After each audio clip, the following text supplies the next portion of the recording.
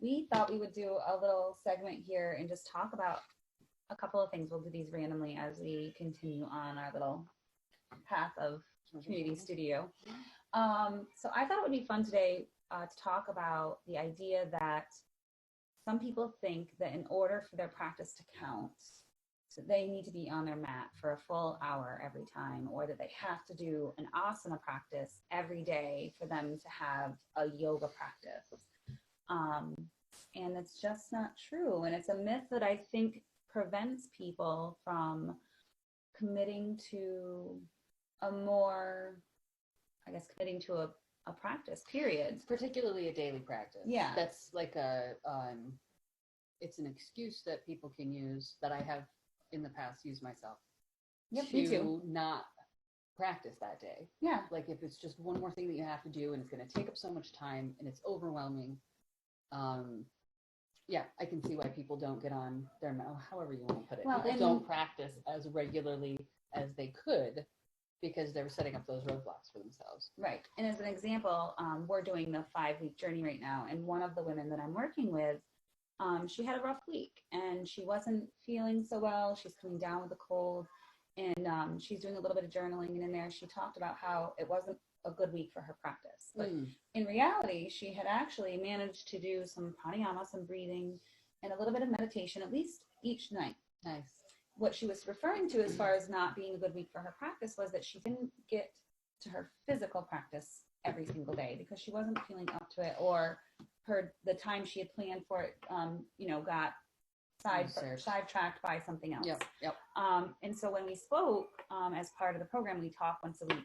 And when we spoke, I said to her, but I see that you did do these things at night every night, and that you were at least thinking about your practice and kind of incorporating some of the concepts we've been talking about into her, at least her thoughts. Yeah. So and she had ohmed in her car, stuff like that. Nice. That's great. Yeah. So, and she felt better at the end. She's like, you made me feel better because I had been beating myself up in my own mind for not practicing, but in reality I was fitting in some of my practices, and she was fitting them in a way that was organic or natural to her. Yeah. It worked for her even when she wasn't feeling well. Yeah. So I would like to say, particularly when you're unwell and your body needs that energy to recuperate from whatever you're handling, it isn't wise to do an asana practice. It's not always. It's like a restorative or a gentle stretching. It's not always going to serve us to get better if we then take energy that we're trying to heal with and take from that healing process and put it into something strenuous that's going to make it worse. I agree. So good for her. That's really great. Yeah.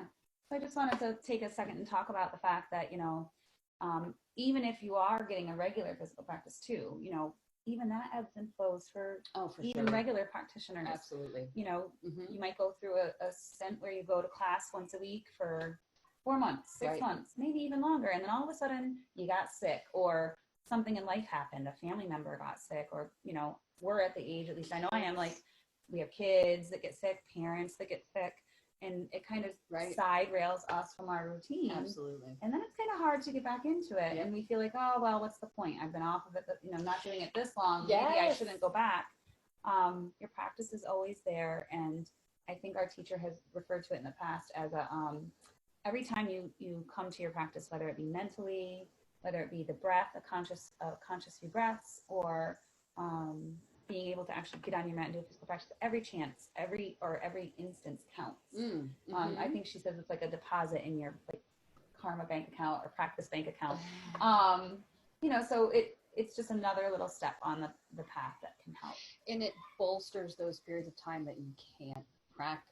Yes. So when you are doing a little bit every day, that adds up over time. And then when you do have a week or a month or whatever, something happens and you can't get to it, you have been bolstered by all of the work that you've done thus far. Yes. And that way it gives a little bit more ease to whatever you have to go through in those times. So absolutely. That's all I wanted to share was just to talk about you don't have to get on your mat for an hour every day to have a home practice or a daily practice. Thank you for listening.